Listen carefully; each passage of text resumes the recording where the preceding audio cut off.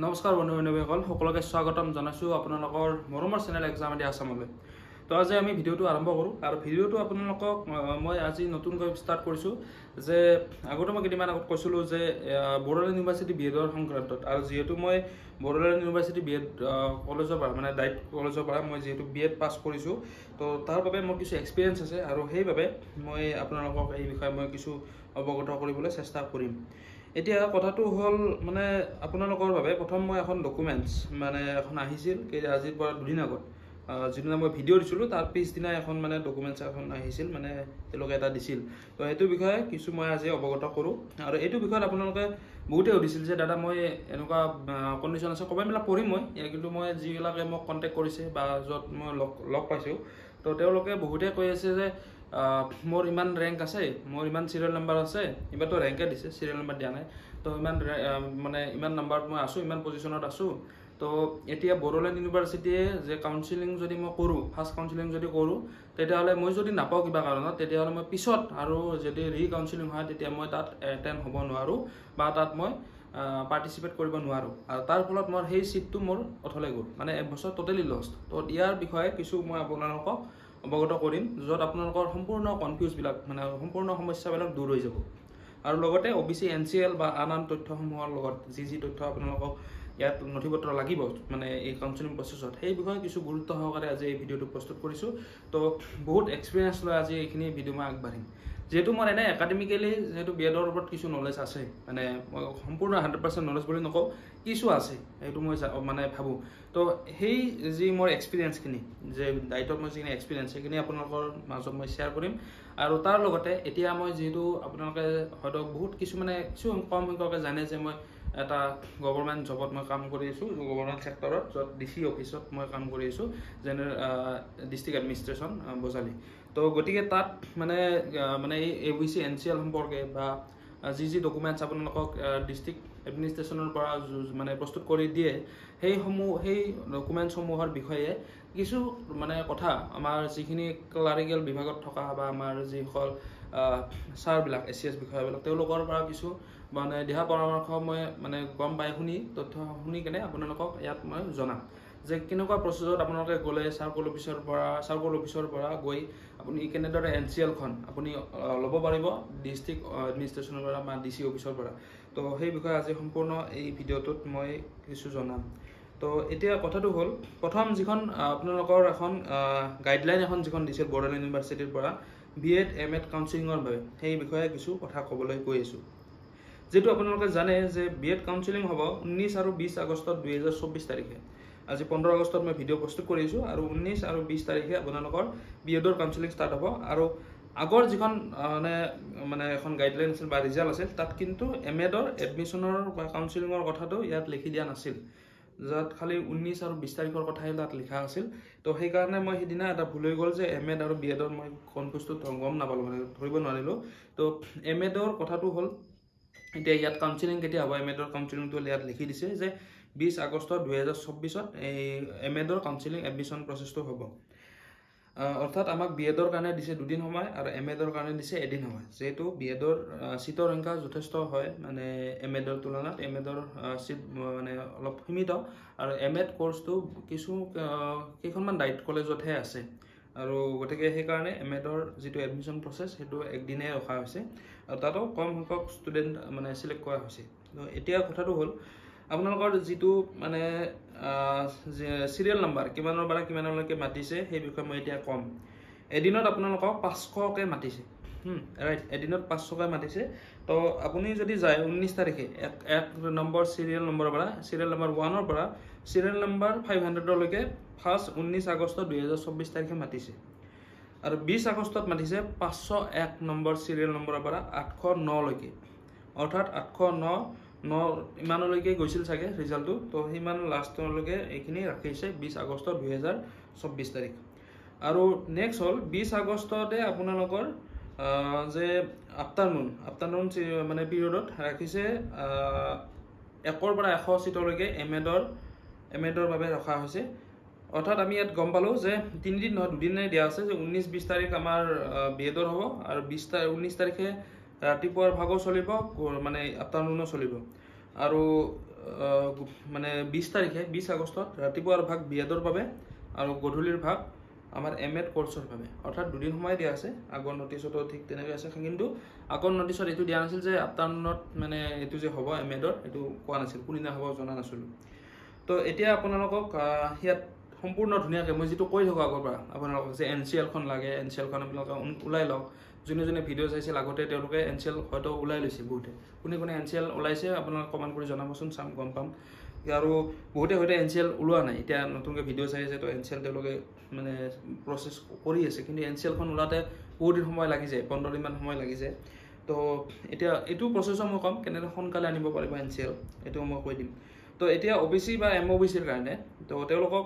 আপোনালোকৰ এখন valid NCL certificate লাগিব এক নম্বৰ পইণ্ট নেক্সট হল আপোনালোক ইডব্লিউএছ যদি সিট লব খুজে তেতিয়াহলে আপুনি এখন ভ্যালিড ইনকাম সাৰ্টিফিকেট লাগিব যেটো সাৰ্কুল অফিচৰ পৰা আপুনি ইনকাম সাৰ্টিফিকেটখন উলাই ল'ব পাৰিব ঠিক তেনেকৈ এসটি সকলৰ বাবে আপোনালোকৰ এসটি সাৰ্টিফিকেটখন হলে হল আৰু এসটি হিলছৰ বাবে certificate issue within the state of Assam মানে অসমৰ মানে অসম ৰাজ্যৰ ভিতৰত মানে তেওঁলোকে মানে সাৰ্টিফিকেট দিয়া মানে সিখন সাৰ্টিফিকেট থাকে এসটি হিলছৰ সিখন সাৰ্টিফিকেট লাগিব এসটি সাৰ্টিফিকেটৰ বাবে এসটি সাৰ্টিফিকেট হলে হল এসটি ৰিজাৰ্ভেশনৰ কাৰণে ফিজিক্যাল হ্যান্ডিক্যাপৰ বাবে পিডব্লিউডি ক্যান্ডিডেটৰ বাবে পিডব্লিউডি যিখন সাৰ্টিফিকেট থাকে সেইখন হলে যথেষ্ট হৈ গ'ল তো এইখিনি দিয়া আছে আৰু ঠিক তেনেকৈ ইয়াতে গ্যাপটো দিয়া আছে গ্যাপটো মই কথা কৈ আছো গ্যাপ সাৰ্টিফিকেটৰ কথা তাত ম্যাক্সিমাম হাইয়েস্ট গ্যাপ আপুনি 5 বছৰ ল'ব পাৰিব 5 বছৰৰ ওপৰত যদি কোনোবা যায় তেতিয়াহলে তেওঁ মানে যেটো ক্যান্ডিডেটছৰ হেতু অটোমেটিক্যালি ক্যান্সেল হৈ যাব ঠিক তেনেকৈ ইয়াতে দিয়া আছে যে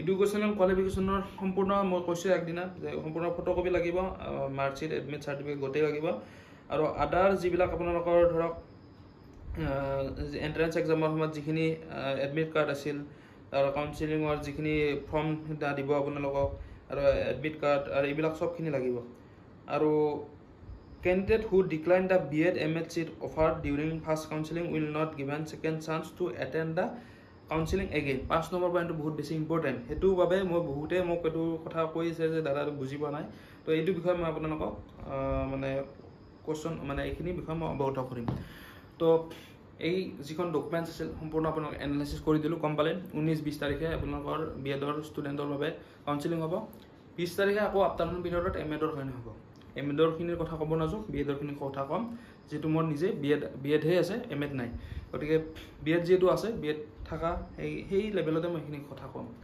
তো এতিয়া কথাটো হল যে আপুনি যদি ধৰক 264 265 এনেকুৱা ধৰণৰ পজিশনত আছে আৰু যদি আপোনাৰ জেনাৰেল কাষ্ট হয় যদি আপুনি কোনো ধৰণৰ ৰিজাৰ্ভেশন নাই তো অকল জেনাৰেল আছে অৰ্থাৎ আমি আনৰিজাৰ্ভ ক্যাটাগৰীতে বিলং কৰিব পাৰিম তো তেতিয়া হলে আপোনালোকে চাব লাগিব যে 264 মোৰ ধৰক মই এক্সাম্পল দিলো ধৰক মোৰে 264 সিৰিয়াল নাম্বাৰ মই আজি কাউন্সেলিং প্ৰসেছত গৈছো আৰু তাত এতিয়া মাটি আছে ধৰক মোৰ আগত মোটামুটি 10 নম্বৰ মোৰ আগত ধৰক 20 নম্বৰ মান আগত অৰ্থাৎ 244 লৈকে মাটিছে 244 মাটি আছে এতিয়া আৰু মোৰ হল 264 কাউন্সেলিং ফৰ্মখন এতিয়া ল'ব নালাগে কাউন্সেলিং ফৰ্মখন যেতিয়া আপুনি তাৰ পৰা সিটৰ পৰা উঠি যাব তাত ষ্টেজত যাব তেতিয়া আপোনাক কাউন্সেলিং ফৰ্মখন দিব এই এটা মোমেন্টত দিব সেই কাৰণে আপুনি চিন্তা কৰাৰ কোনো বিষয় নাই কিন্তু আপুনি যদি এনেকুৱা এটা সিচুৱেচন আহে যে 244 লৈকে মাটি আছে বৰ্তমান আৰু লাষ্ট আমাৰ 5টা সিট আছে মাত্ৰ অল টোটাল অসমত 5টা সিট আছে বিএডৰ বাবে সৰকাৰি গভৰ্ণমেন্ট কলেজত 5টা সিট আছে এতিয়া মোৰ ৰোল নম্বৰ হল 264 অৰ্থাৎ কিমান 20টা গ্যাপ আছে এই 20টা গ্যাপৰ ভিতৰত তাতেটো ইডব্লিউএছ থাকিব পাৰে ওবিসিও থাকিব পাৰে ST hills ST plain physical handicap সব থাকিব পাৰে তো এসসিও থাকিব পাৰে তো এই গোটেইখিনি মাজত তাত আনৰিজাৰ্ভ ক্যাটাগৰীৰ কিছু ক্যান্ডিডেট থাকিব পাৰে জেনাৰেল কাষ্ট তো এতিয়া যদি ধৰক মই যি কাষ্টে বিলং সব কেটা ক্যাটাগৰীতে এটোই ক্ষেত্ৰতে এটোই হ'ব মানে এই ফৰ্মুলাটোই হ'ব প্ৰযোজ্য 20টা মানুহ আমি আছোই প্ৰেজেন্ট 20টা আমি প্ৰেজেন্ট আছোই পোষ্ট আছে 5টা পোষ্ট আছে 20টা আমি আছো তো এতিয়া আমাক যেতিয়া 5টাৰ বাবে মাটি থাকিব এটা এটাকে যেতিয়া মাতিব দেখিব যে এটাই লোৱা নাই এটা এডমিশন নলয় দূৰত হয় বাবে নেক্সট হৈ গৈছে হি এডমিশনটো ললে বাকি থাকিল কেইটা 4টা নেক্সট আৰু এবসেন্ট মাৰি আছে তাৰপিছত এটা গ'ল 5 বছৰতকে ওপৰত গ্যাপ আছে ইয়াক নিদিয়ে তাৰপিছত আৰু এজন গ'ল তাৰ আৰু কিবা ফাইনান্সিয়েল প্ৰব্লেম হেকানে হি নলয় তাৰপিছত এটা আৰু গ'ল হি হল দূৰত তেনেকে নলয় ধৰক তো তেনেকে যাই ধৰক আমি মোটামুটি 13টা মান আৰু ক্যান্ডিডেট আছে 7টা ওলাই গ'ল তেনেকে নললে 13টা ক্যান্ডিডেট আছে আমাৰ 4টা আছে পোষ্ট তো তো আপুনি যেহেতু 20 নম্বৰত আছে গতিকে আপুনি চাব যে লাষ্টলৈকে তাত এলাউন্স কৰি কৈ থাকিব যে অমুক বিএড কলেজত ইমান খালী আছে বা ইমান মানে বৰ্তমান আছে আজি বৰপেটা ডাইটত শেষ এনেকৈ কৈ দিব, ঘোষণা কৰি দিব। তো আপুনি সেই বস্তুটো নজৰ কৰি থাকিব, শুনি থাকিব, এলাৰ্ট থাকিব, এটেনশ্যন থাকিব, যিটো কথা তেওঁলোকে কৈ থাকিব ষ্টেজত সেইটো এটেনশ্যন থাকিব। আৰু লগতে হয়তো কেতিয়াবা তেওঁলোকে নক'বও পাৰে সেই বিষয়ে যে কিমান খালী আছে, কিন্তু আপোনাৰ আগত যোনগৰাকী গৈছে মানে যোনে এডমিশ্যন লৈছে তেওঁক পটকৈ লগ ধৰি মানে আপুনি এই বস্তুটো সুধিব যে ভাইটি বা দাদা বা যিয়ে নহওক বা বন্ধু বা বান্ধৱী যিয়ে নহওক যে তুমি যে এডমিশ্যনটো ল'লা তোমাৰ জেগাত আৰু কেইটা পোষ্ট খালী আছে মানে তাতে তেওঁলোকে টিক মাৰ্ক মাৰিবতো, মানে তেওঁৰ নামটো এণ্ট্ৰি কৰি দিব যে এখনত যদি 20টা ছিট আছে আনৰিজাৰ্ভৰ বাবে এখন ডাইট কলেজত, ধৰক মই বৰপেটাৰে ক'লোঁ 20টা আনৰিজাৰ্ভৰ বাবে ছিট থাকে, তো 18 নম্বৰটো যদি তেওঁ লৈছে আৰু বাকী তলত 19-20 দুটা ছিট আছে তেওঁ গম পাব। তো চাব লাগিব যে মই 2 নম্বৰত ময়ে পঢ়োঁ, তেতিয়া আপুনি গৈ কেনে পটককৈ কাউন্সিলিং ফৰ্মখন লৈ আপুনি এডমিশ্যনটো লৈ ল'ব। কিন্তু আপুনি যদি দেখিছে যে তাত 2টা পোষ্ট আছে আৰু মোৰ আগত আৰু 13টা বা 12টা মানুহ আছে, তো তেতিয়া আপুনি বাদ দিয়ক সেই কাউন্সিলিংটো, সেইটো টোটেলি বাদ দিয়ক। কাৰণ কিয় সেই কাউন্সিলিংটোত যদি ভাগ লৈছে আপুনি কিন্তু পিছত আৰু ৰি কাউন্সিলিং হ'ব, কাৰণ এইটো লিখি দিয়া আছে 5 নম্বৰত দিয়া আছে ৰি কাউন্সিলিং আৰু হ'ব। তো সেইকাৰণে আপুনি সেই কাউন্সিলিংটোত আৰু তাতে য'ত বহি আছে তাতে বহি থাকক, মাতিলেও আপুনি আৰু আগবাঢ়িব নালাগে, মানে মোৰ মতে সেইখিনি কথাটো কৈছোঁ যিটো এক্সপিৰিয়েঞ্চ। কিন্তু এইটো আপোনাক এইটোও মই ক'ব যোৱা নাই যে আপুনি ধৰক যে মোৰ কথা শুনি কেনে ধৰক এইটো নকৰিব, কিন্তু মই কথাটো কৈছোঁ যে এইটো চান্সেছটো কম, চান্সেছটো কম। মানে যিহেতু ধৰক 2টা পোষ্ট আছে, আমি মানুহ যে 20 নম্বৰ আগত যদি গোটেইকেইটাই লৈয়ে থৈ দিয়ে তেতিয়াহ'লে 20 নম্বৰটো চান্সটো ক'ত থাকিব। তো সেইটো বিষয়ে মই আপোনালোকক কৈছোঁ। কিন্তু এইটোও নহয় যে আপুনি মানে উঠি নাযাব আৰু ছিটটো নাপাব, ছিট পাবও পাৰে, কিন্তু আপুনি সেই সময়ত সেই এটা মোমেণ্ট তাত কি চিটুৱেশ্যন হৈ আছে এইটো আপুনি জানিব মোতকৈ বেছি ভালকৈ। তো তাত আপুনি সেই বুদ্ধিটো খাটাব লাগিব। কিন্তু আপুনি যদি তেনেদৰে পাৰে কথা নাই, কিন্তু যদি এনেকুৱা হয় যে পষ্টটো খালী আছে আপুনি বোলে যোৱা নাই মোৰ কথা শুনি, এইটো কিন্তু নকৰিব। এইটো মই বাৰ মই ভিডিঅ'ৰ যোগে কৈছোঁ, কাৰণ পিছত আৰু বোলে আপুনি মোৰ কাৰণে ছিট নাপালে সেইটো আৰু এটা ব্লেম হ'লে বহুত বেয়া কথা। তো সেইকাৰণে মই অলৰেডি কথাটো মই আপোনালোকক এই অনলাইন মাধ্যমেৰে মই আপোনালোকক জনাইছোঁ যে আপুনি এটেনশ্যন থাকিব। আপুনি যিজন আগৰ কেণ্ডিডেটক সুধিছে তেওঁৰ পৰা একদম 100% ইঞ্চুৰেঞ্চটো ল'ব যে তাত আছেনে নাই ছিট, তেওঁ তাত গৈছে নে ছিট আছেনে নাই, বা তাত যোন ধৰক আছে মানুহ বা তাত যিখিনি আছে কাউন্সিলিঙত থাকে তেওঁলোককো সুধিব যে আছে কি নাই।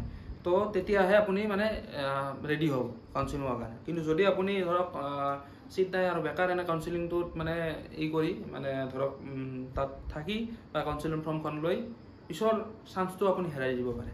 তো সেইকাৰণে কৈছোঁ, কাৰণ যোৱা বছৰ এনেকুৱা কেণ্ডিডেট আছে যাৰ মানে ফাৰ্ষ্ট কাউন্সিলিংটোত এনেদৰে ভাগ লৈ তেওঁৰ ৰেকৰ্ডটো থাকি গৈছে কাউন্সিলিং ফৰ্ম লোৱাটো, তো পিছত ৰিকাউন্সিলিং হোৱাতে তেওঁ তাত চান্সটোহে পালে, তাৰ ফলত তেওঁৰ 1 বছৰ মানে লছ হৈ গ'ল। আৰু তেওঁৰ মানে এনেকুৱা ষ্টুডেণ্ট তেওঁ মানে ইকনমিকেলি ইমান বেছি ফিটো নহয়, তো তাৰ ফলত তেওঁ প্ৰাইভেটতো ল'ব নোৱাৰে বা বাহিৰতো ল'ব নোৱাৰে, বাহিৰতো যাবও নোৱাৰে, তো তেওঁ গভৰ্ণমেণ্ট কলেজতে ল'ব লাগিব। তো তাৰ ফলত তেওঁৰ 1 বছৰ টোটেলি লছ।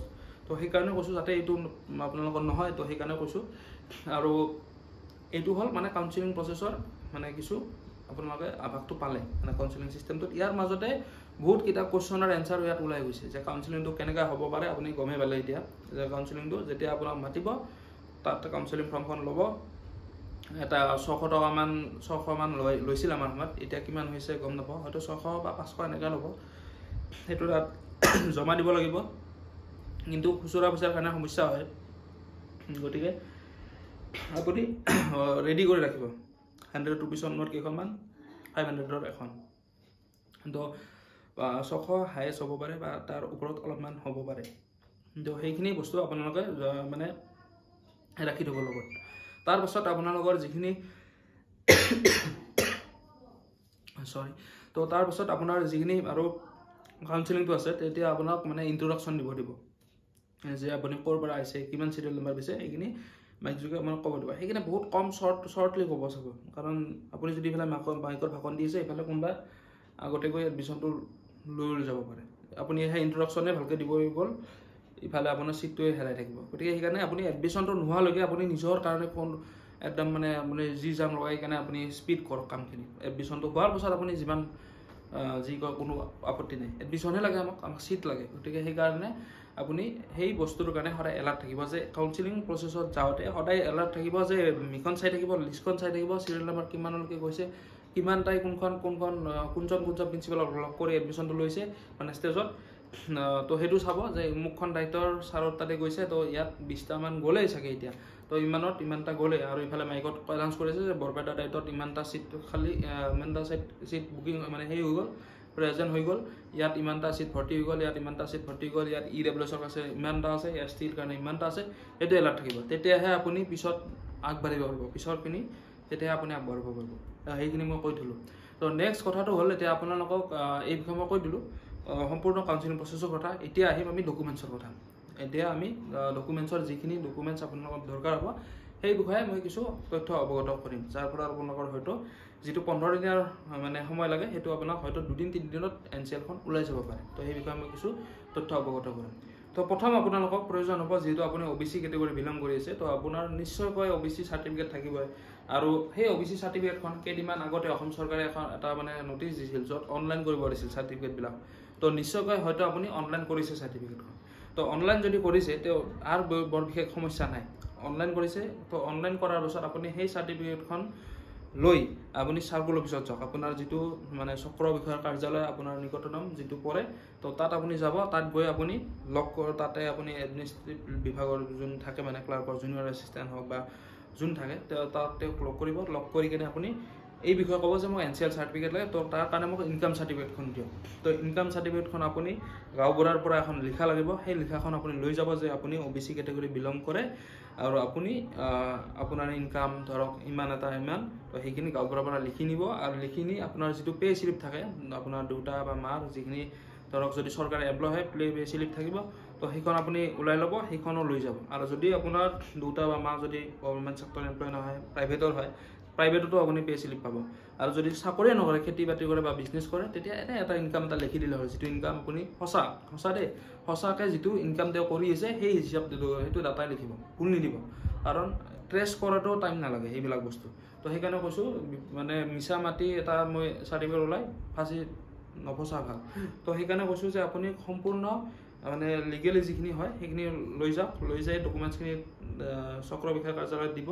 দি NCLৰ কাৰণে তেওঁলোকে মানে তাতে অনলাইন এপ্লাই কৰি দিয়ক। অনলাইন এপ্লাই কৰাৰ পাছত আপোনাৰ সেই বস্তুটো DC অফিচৰ আপোনাৰ যিটো য'ত তেওঁ জুনিয়ৰ এছিষ্টেণ্ট এজন থাকিব সেই বিভাগৰ কাৰণে, NCLৰ কাৰণে কাম কৰা, তো তেওঁৰ ওচৰত গৈ পাৰ্চনেল বিভাগত থাকে, তো তাত গৈ আপুনি সেই বিষয়ে তেওঁলোকক মানে অৱগত কৰিব। এই বিষয়ে পাৰ্চনেল চেলত নহয়, এইটো মোৰ ভুল হ'ল, এইটো CA ব্ৰাঞ্চত থাকে, মানে DC অফিচত CA ব্ৰাঞ্চত থাকে।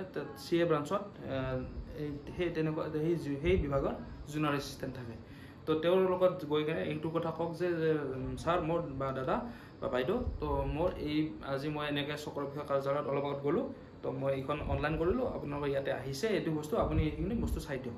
তো লগালগ যিটো অনলাইন লগালগ তেওঁৰ কম্পিউটাৰ আহি যায় ডাটাখিনি, তেওঁ সেইখিনি বিষয়ে চাব, চাই 1-2টামান ক্লিক কৰি দিছিল। তো সেই 2টামান ক্লিক কৰি দিয়াৰ পাছত সেই বস্তুটো আকৌ চাৰ্কুল অফিচৰলৈকে যাব, ৰিটাৰ্ণ DC অফিচৰ পৰা চাৰ্কুল অফিচলৈকে যাব। DC অফিচত ৰিচিভ কৰা হ'ল, চাৰ্কুল অফিচত যাব। চাৰ্কুল অফিচত এতিয়া আপুনি আকৌ যাব লাগে চাৰ্কুল অফিচত গৈ কিনে তাৰপাছত আপোনাৰ তাতে চাৰ্কুল অফিচত মণ্ডল এজনে তাত সেইখিনি বিষয় বস্তুখিনি ভেৰিফাই কৰিব। চাৰ্কুল অফিচত সেই টোটেল ডকুমেণ্টছখিনি চাব যে DC অফিচৰ পৰা যিহেতু এইটো বস্তু মানে তেওঁলোকে এগ্ৰি কৰিলে, এতিয়া আমি এই বিষয়ে এতিয়া চাব পাৰি আৰু ৰেডি। তো সেইখিনি বিষয়ে সম্পূৰ্ণ চাব, ডাটাখিনি গোটেইখিনি চাব, সেই দিনটোতে হৈ যাব। হোৱাৰ পাছত যদি চাৰ্কুল অফিচটো ওচৰত থাকে DC অফিচত বহুত ভাল হয়, বাইকেৰে আপুনি পটকৈ অহা যোৱা কৰিব পাৰিব। তো সেইখিনি বিষয়বস্তু যেতিয়া হৈ যোৱাৰ পাছত আপুনি DC অফিচ আকৌ আহক, আৰু সেই বিভাগৰ NCL বিভাগটো চোৱাৰ বাবে এজন এছিষ্টেণ্ট কমিশ্যনাৰ লেভেলৰ বা মেজিষ্ট্ৰেট লেভেলৰ এজন বিষয়াক ৰাখি থৈ দিয়ে। তেওঁৰ ওচৰত যাওক, ধুনীয়াকৈ গৈ কিনে আপুনি ক'ব যে ছাৰ মোৰ এনেকুৱা সমস্যা, যিহেতু 19 আৰু 20 তাৰিখে যিহেতু BEdৰ এডমিশ্যন আছে মোৰ বড়োলেণ্ড ইউনিভাৰ্চিটি, আৰু এডভাৰটাইজমেণ্টটো আপুনি মোবাইলত লগত ৰাখক, যিহেতু এডভাৰটাইজমেণ্টত হয়তো নিশ্চয়কৈ এইবাৰেও দিয়া নাছিল NCL লাগিব বুলি, এতিয়া দিছে। তো সেই যে এডভাৰটাইজত দিয়া আছিল যে NCLৰ বিষয়টো নাছিল, আৰু এতিয়া যে দিছে দুদিন আগত পৰীক্ষাৰ মানে এডমিশ্যনৰে দুদিন আগত, সেই বিষয়বস্তুটো ছাৰক যেতিয়া দেখাব, ছাৰে অট'মেটিকলি বুজি পাব এইটো কথা। ছাৰ বা বাইদেউ অট'মেটিক বুজিব যে এই দুদিনত মানে এইটো, যিহেতু আপুনি এডুকেশ্যন লাইনত গৈ আছে, যিহেতু আপুনি এটা কোৰ্চ কৰিব গৈ আছে একাডেমিক কেৰিয়াৰৰ কাৰণে, তো তেওঁক সেইটো ৰিকুৱেষ্ট কৰক, তেওঁ লোকেলত সেইখিনি বস্তু চালি জাৰি চাই যদি আপুনি ইলিজিবল হয় NCLখন আপোনাক ওলাই দিব। বিশেষ টাইম নালাগে। হয়তো আমাৰ ডিষ্ট্ৰিক্টত এইটো বিষয় মই নিজে দেখিছোঁ যে দুদিন হায়েষ্ট মেক্সিমাম 2 দিন আৰু মিনিমাম এদিনতো হৈ যায় যদি মানুহজন এক্টিভ থাকে, যিজন মানে কেণ্ডিডেট তেওঁ যদি সোনকালে বিষয় বস্তুটো আগবাঢ়িব পাৰে, কামখিনি কৰিব পাৰে, তেতিয়া ধুনীয়াকৈ 1-2 দিনত ওলাই যায়। আৰু যদি ধৰক বেলেগত তেতিয়াহ'লে আপোনাৰ খুব বেছি 3 দিন আৰু হায়েষ্ট 3 দিন, কিন্তু পটকৈ হৈ যায়। আৰু যিহেতু এইকেইদিন 15 আগষ্টৰ সময় আছিল, আজি 15 আগষ্টৰ কাম কাজখিনি সমাপ্ত হ'ল, তো এইকেইদিনটো বহুত বিজি আছিল DC অফিচবিলাক, তো তাৰ মাজতো এদিনতে কাম হৈ গৈছে। তো সেইকাৰণে কৈছোঁ যে আপোনালোকে এই আপোনাৰ যিটো অফিচ বিলং কৰে কাষৰ চাৰ্কল অফিচ বা DC অফিচ, তাত গাঁৱত যাই কিনে ৰিকুৱেষ্ট কৰক এই কথাখিনি যে ছাৰ মোক এইটো ইমাৰ্জেঞ্চি মোক লাগে আৰু এডমিশ্যন হ'ব গৈ আছে 19-20 তাৰিখ, তো এইখিনি কিবাকৈ সোনকালে দিয়ক। তো সেইখিনি বিষয়ে আপুনি তেওঁক অৱগত কৰিলে দি দিব। প্ৰথমৰ পৰা আকৌ ষ্টেপটো কৈছোঁ, আপুনি গাঁওবুঢ়াৰ চাৰ্টিফিকেট ল'ব, মানে লিখা ল'ব এটা যে আপুনি OBC কেটেগৰী বিলং কৰে, আপোনাৰ ইনকাম অমুক, 2টাৰ ইনকাম অমুক, সেই বিষয়টো লৈ বা পে স্লিপখন লৈ চক্ৰ বিষয়া কাৰ্যালয় যাব, তাত গৈ জুনিয়ৰ এছিষ্টেণ্টক লগ কৰিব, লগ কৰি তেওঁ এপ্লাই কৰি দিব। এপ্লাই কৰাৰ পিছত DC অফিচ আহক, CA ব্ৰাঞ্চত যাব, যাই কিনে তাত জুনিয়ৰ এছিষ্টেণ্টক এইখিনি বিষয়ে অৱগত কৰিব। তাত তেওঁলোকে চায়ে, কিন্তু হ'লেও হয়তো কিছু কামৰ প্ৰেছাৰত হয়তো সেইখিনি বস্তু পিছ পৰি থাকিব পাৰে, অলপ পিছত থাকিব পাৰে, যিহেতু আপুনি গমটো নাপায় তেওঁলোকে যে আপোনাৰ যে ইমান ইমাৰ্জেঞ্চি, গতিকে যিহেতু নিজৰ কাম না, তো আপুনি যাওক, যাই কিনে তেওঁক জনাৰ লগে লগে তেওঁ 2টামান চাই দিব, বস্তুখিনি ক্লিক কৰি দিব। তাৰপিছত সেইখিনি বস্তু আকৌ ৰিটাৰ্ণ চাৰ্কল অফিচত যাব, আকৌ আপুনি চাৰ্কল অফিচত যাওক ভেৰিফিকেশ্যনৰ কাৰণে, ভেৰিফিকেশ্যন কৰক। নেক্সট আকৌ আহিব DC অফিচ, অহাৰ লগে লগে তেওঁ এজন ACS পৰ্যায়ৰ বিষয়াৰ লগত এইখিনি বিষয়া থাকে, তো তেওঁ সেইখিনি বস্তু চাব, লাষ্টত চাই কিনে আপোনাৰ যদি এলিজিবল হয় তেওঁ কৰি দিব কামখিনি। তো সেইখিনিয়ে বিষয়, তো ইমান বেছি মানে মাথা গৰম কৰিব লগা প্ৰচেছ নহয়, ইজি হয়। তো এনেদৰে আপোনালোকে NCLখন ওলাই ল'ব পাৰে। আৰু EWSৰ কাৰণে আপুনি যিহেতু এই NCLখনে সমস্যা ওলোৱাৰ কাৰণে, বাকী EWSৰ কাৰণে EWSৰো কিছু কেণ্ডিডেটে কৈ আছে যে ছাৰ মোৰ 1 বছৰ আগত মোৰ এইখন ভেলিডিটি গুচি গৈছে, যিখন মই এপ্লাই কৰিছিলোঁ বা এনেকুৱা, তো এতিয়া নতুনকৈ আৰু ৰিনিউ কৰিছোঁ, চবখিনি ডকুমেণ্টছ বেলেগ দিলোঁ, ID বেলেগ হ'ল, এতিয়া কি হ'ব? কিন্তু চাওক, আপুনি যিখন আগতে এপ্লাই কৰিছিল তাত আপোনাৰ মা দেউতাৰ নাম বা আধাৰ লিংক বা যিমান আছে চবখিনি সেই ডাটা এতিয়াৰখনতো আছেই, সেই আধাৰ চেঞ্জ হৈ যোৱা নাই, বা সেই আপোনাৰ মা দেউতাৰ নামো চেঞ্জ হৈ যোৱা নাই, বা আপোনাৰ সেই মাটিখিনি বা মাটিৰ এৰিয়াটো বা ইনকামখিনি চেঞ্জ হৈ যোৱা নাই, সেই একেই আছে। গতিকে ইনকামটো বাঢ়া উঠা নমা হৈ থাকে, কিন্তু একেই আছে, তো সেই ID-টো ছাৰ্ভিচ ID একেই থাকে। গতিকে আপোনাৰ EWSখন একচেপ্ট নকৰাৰ কোনো কথা নাথাকে।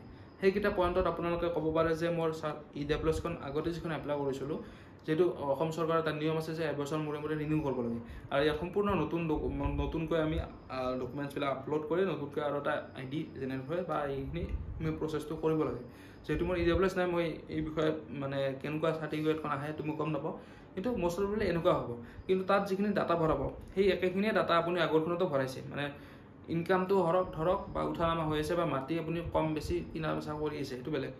কিন্তু আপোনাৰ মা দেউতা হওক বা আপোনাৰ গাৰ্জেন বা যিখিনি আপোনালোকৰ এড্ৰেছ হওক, গোটেইখিনিতো কিছু সংখ্যকতো আপোনাৰ 75% তাত মিলি থাকিব। তো সেইখিনিতে আপোনাৰ ধুনীয়াকৈ আৰামছে ওলাই যাব, আৰামছে আপোনাৰ এইখিনি EWSখন একচেপ্ট হৈ যাব, আপুনি যদি সেই পইণ্টকেইটা দেখাই দিয়ে। কিন্তু আপুনি যদি দেখাব নোৱাৰে তেতিয়াতো চবেই বুৰ্বক বনাই দিব। তো সেইকাৰণে কৈছোঁ যে এলাৰ্ট থাকক, কামখিনি ধুনীয়াকৈ সুন্দৰকৈ কৰি যাওক, আৰু বড়ো ইউনিভাৰ্চিটি বহুত ধুনীয়াকৈ নিয়াৰিকৈ কামখিনি কৰে। তো আপোনালোকৰ তেওঁলোকৰ লগত সহযোগ কৰক আৰু আগবাঢ়ি যাওক, এইটোৱে মোৰ বিষয়ে পৰামৰ্শ থাকিল। আৰু কি আৰু আপোনালোকৰ ডাউট আছে এইখিনিও জনাব, আৰু বাকী আপোনালোকক যিখিনি মই তথ্য কৈছিলোঁ সেইখিনি গাইডলাইনছত হুবহু প্ৰকাশ কৰি দিয়াই আছে। আৰু ছেকেণ্ড কাউন্সেলিং হ'ব, চিন্তাৰ বিষয়ে নাই। আৰু আগতে নিয়ম আছিল আমাৰ সময়ত যে যিবিলাক BEd কলেজ আছে সেই BEd কলেজবিলাকত এপ্লিকেশ্যন কৰা, এতিয়া আৰু সেইবিলাক প্ৰচেছ নাই। এতিয়া আপুনি ডাইৰেক্ট আৰু ছেকেণ্ড কাউন্সেলিঙৰ লিষ্ট ল'ব, তাত আপুনি সেই তলৰ নম্বৰ পৰা মাতিব, তেতিয়া আপুনি যাব লাগিব তাত। তো এইটোৱে ছিষ্টেম। তো সেইকাৰণে আপোনালোকে টেনশ্যন নল'ব। কিন্তু যিটো মই সেই স্মাৰ্ট গেমটোৰ কথা কৈছোঁ আগত কাউন্সেলিঙৰ ক্ষেত্ৰত, এই 264 আৰু এইফালে 244 যিটো কৈছোঁ 20টা গেপ, মাজত 2টা ছিট, সেইটো বিষয়ে কিন্তু আপুনি এলাৰ্ট কৰিব লাগিব, কাৰণ সেইটো বিৰাট ইম্পৰ্টেণ্ট। আৰু ইয়াৰ লগতে মই বহুতে সুধি আছে যে দাদা আপোনাৰ ৰেংক চিৰিয়েল নম্বৰ কিমান আছিল। মোৰ এতিয়া মনত ভালকৈ নাই, যদি অলপ কিছু আছে। মোৰ 19 নম্বৰ ৰেংক আছিল অসমৰ ভিতৰত BEd বড়ো ইউনিভাৰ্চিটি BEdত 19 নম্বৰ ৰেংক আছিল। যিহেতু আমাৰ সময়ত 19 নম্বৰ ৰেংকত মোটামুটি 20-25 মান কেণ্ডিডেট থাকে, 1 নম্বৰ ৰেংকতে আমাৰ 20-25 মান কেণ্ডিডেট থাকে, মানে চেম মাৰ্ক পাইছিল। তো তাৰ ফলত আমাৰ আগত কিন্তু আমাৰ আগৰ বেটছটো যিটো আছিল তাত মোৰ এজন বন্ধুৱে টপাৰ আছিল, তাত 1 নম্বৰ ৰেংক আছিল আৰু 1 নম্বৰ ৰেংকত এজনে দুজনেই আছিল, তেনেকৈ আছিল। কিন্তু আমাৰ বাৰত এনেকুৱা হৈ গ'ল যে মোৰ এটা ডিজিটৰ এটা ৰেংকত বহুতকেইটা কেণ্ডিডেট থাকে। মোৰ 19 নম্বৰ ৰেংকত আছিলোঁ অল অসমৰ ভিতৰত, তাত মোটামুটি 20-25জনমান কেণ্ডিডেট আছিল। তো তাৰ ফলত মোৰ চিৰিয়েল নাম্বাৰ গৈ পাইছিল 164 আৰু মই যিহেতু জেনেৰেল কেটেগৰী বিলং কৰোঁ, মোৰ এনেকুৱা দিন গৈছিল সেই সময়ত, মানে নিজৰ এক্সপিৰিয়েঞ্চ কওঁ, মই প্ৰথম দিনা গৈছিলোঁ কাউন্সিলিঙত, তেতিয়া এনেকুৱা ধৰণৰ মানে দিয়া নাছিল যে ইমান চিৰিয়েল নাম্বাৰ বা ইমান। মই ভাবিছোঁ যে প্ৰথম দিনাই হ'ব আৰু মই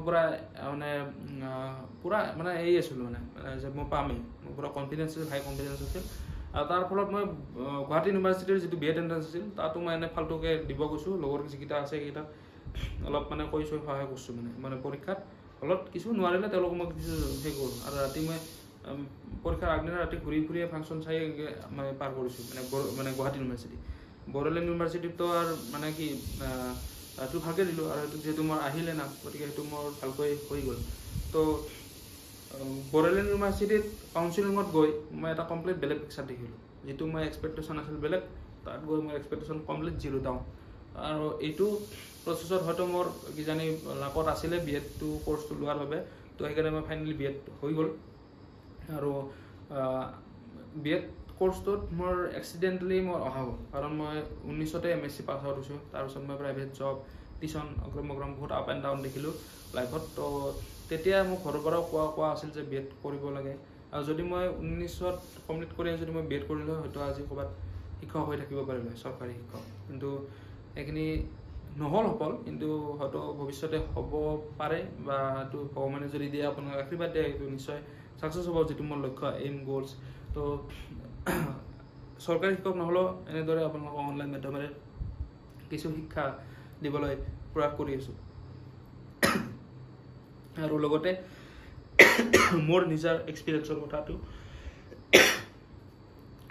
মই আপোনাৰ এক্সপিৰিয়েঞ্চৰ কথাটো মই আপোনালোকক জনাম। ভিডিঅ'টো দীঘলীয়া হ'ল।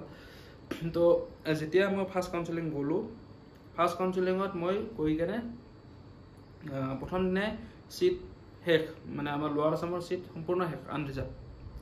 মৰিগাঁও BEdত মানে মৰিগাঁও ডাইটত মই মৰিগাঁও কেতিয়াও দেখাও নাছিলোঁ, গৈও পোৱা নাছিলোঁ, আৰু মানে নামটো শুনি থাকোঁ, বহুত দূৰ বুলি ভাবোঁ, মানে কেনেকৈ যায়, বহুত ভাবিব লগা মানে এটা বিষয় মোৰ কাৰণে, সেই সময়ত একোৱে নাজানো। তো তেতিয়া মানে চিট আছিল 17টা চিট আছিল, ৰাইট, 17টা চিট আছিল, আৰু মই আছিলোঁ 20 নম্বৰ পজিশ্যন।